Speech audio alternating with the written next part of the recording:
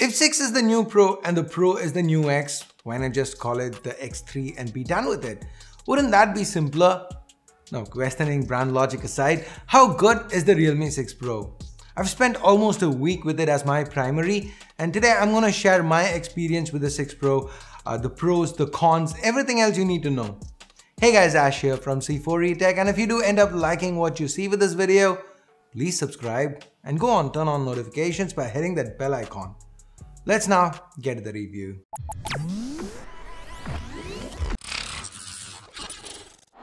Let's start by addressing the elephant in the room, the Realme 6 Pro. It comes with the Snapdragon 720G SoC. Now compared to the MediaTek Helio G90T on the Realme 6, this is not markedly better. In fact, the Realme 6 outdoes the Realme 6 Pro in quite a few benchmarks. And this time the Realme 6 even has a Full HD Plus display just like the 6 Pro, and it's even a 90Hz panel. So the big question is, what is so pro about the 6 Pro? Why does Realme feel this phone is pro enough that they've increased the cost since the 5 Pro? How do they feel it's justified? So that's where I'm gonna begin.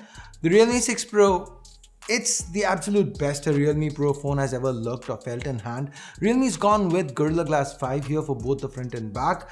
Yes, this back is covered by Corning's Gorilla Glass 5 and it looks fabulous.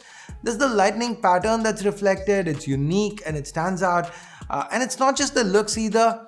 Functionally, Realme's done their homework. This glass back has an oleophobic coating, so fingerprints and smudges are kept to a minimum.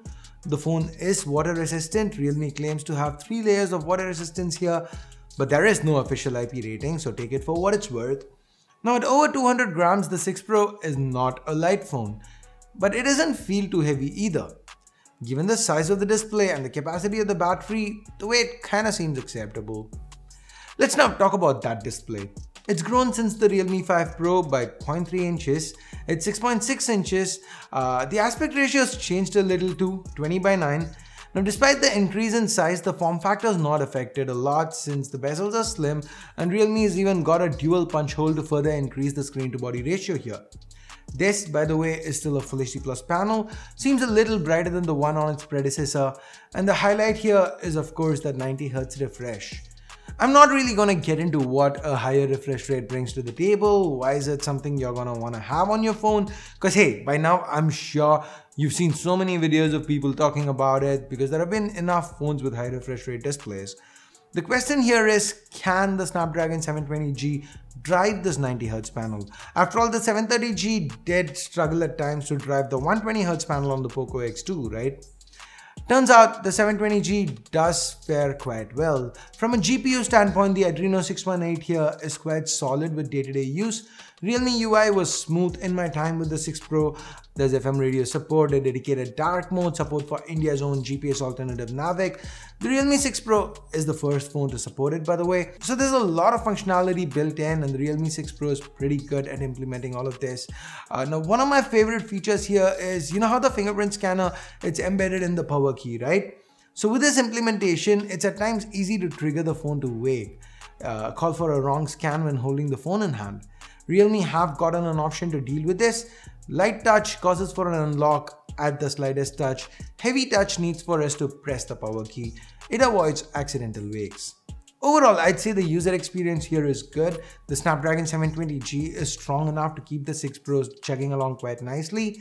64 or 128 gigs of UFS 2.1 storage is what's present here, and that also helps. Realme even offers ample RAM, 6 or 8 gigs to ensure multitasking is handled well. So for day-to-day use, this Realme Pro, it's smoother than ever. But that's day-to-day use. What about more intense cases like gaming? The Adreno 618, it does seem to hold its own here. While some games cannot be run at the highest settings, it's still a good chip. It's built on the 8nm process. It's got, CPU-wise, it's got a minor clock speed advantage over the 730G.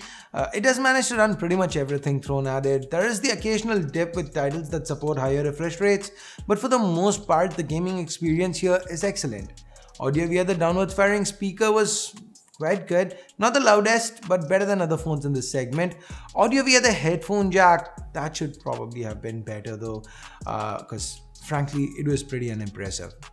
But what is very impressive though is the battery life. Realme's got a 4300 mAh battery on the 6 Pro, and coupled with the 8nm chip, the battery life, it's amazing. I ended my days with quite a bit left in the tank. Even on days of heavy usage, I'd still be left with over 20% left in the tank. And if I needed a quick top up, the included 30W VOOC 4.0 flash charger was always there.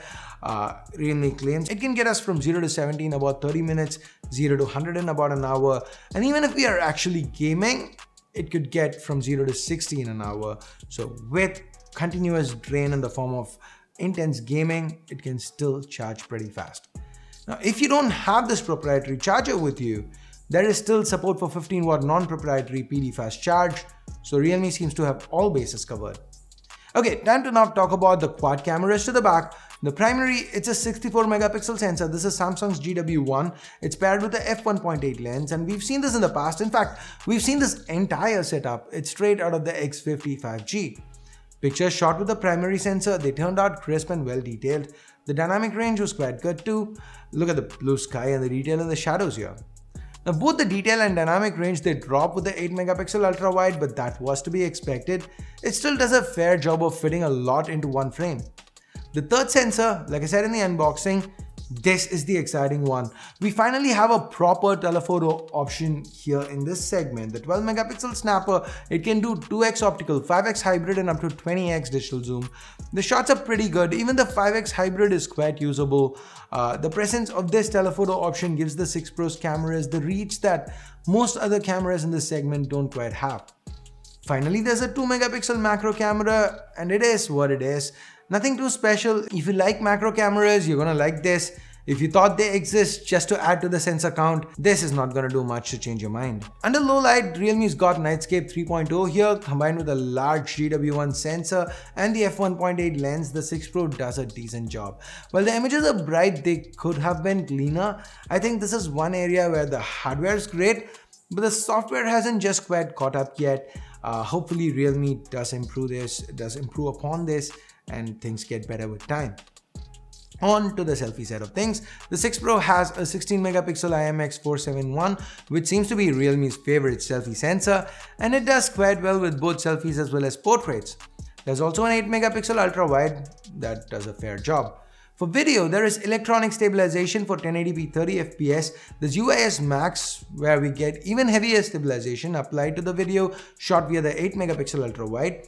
The 6 Pro can even do 120 fps slow-mo via the selfie camera.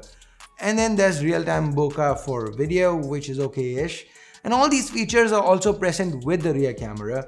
And on top of it all, the rear camera can do 4K 30 fps and even 720p 240 fps slow motion. So overall, the optics are where Realme seems to have justified the Pro tag of the Realme 6 Pro. Now last year, the 5 Pro started at 14,000 rupees. The 6 Pro this year, it starts at 17,000 rupees. The base though, it's 664. So it's 2,000 or 3,000 rupees higher depending on how you look at it. So is it worth the price hike? Is it worth getting this over the AMOLED Touring X2? Should you pay 4,000 rupees over the Realme 6 for this? Well, it all boils down to the cameras really. This is how I see it. If the cameras are in priority for you, then the Realme 6 should be enough. Even spend 15,000 rupees and get the 6 128, and of course you lose out on that glass back, but it's as powerful. It's got the 90Hz panel too. The cameras aren't quite as good, but it's still a great phone. Now, if media consumption is priority, you could go X2. It's got that awesome AMOLED panel and of course an in-display fingerprint scanner. The glass back is also present. There are a bunch of nice to haves. The main reason you should consider the 6 Pro is if cameras are your top priority. In that case, Realme's done a lot right here. The optics are excellent. Instead of going for the sensor count, they've actually gone with cameras that are useful. For example, Realme could have gone with the depth sensor instead of the telephoto to the back or the ultra wide to the front and still claimed 6 cameras in total. But Realme's taken the cameras seriously this time, and it shows. So anyway, that's my take on the Realme 6 Pro. What do you feel? Do you feel Realme should have gone with a stronger chip or maybe priced it cheaper? Or are you happy with the 6 Pro just the way it is right now? Let me know what your thought is in the comments below. And with that, we get to the end of this video. It is now time I bid you adieu. Thumbs up, thumbs down based on whatever you felt about it. Subscribe, turn on notifications by hitting that bell icon if you haven't yet. And thanks a lot for watching. Till next time, my name's Ash. You've been watching C4E Tech, and I'm signing off for now. You guys have a great day. Bye-bye.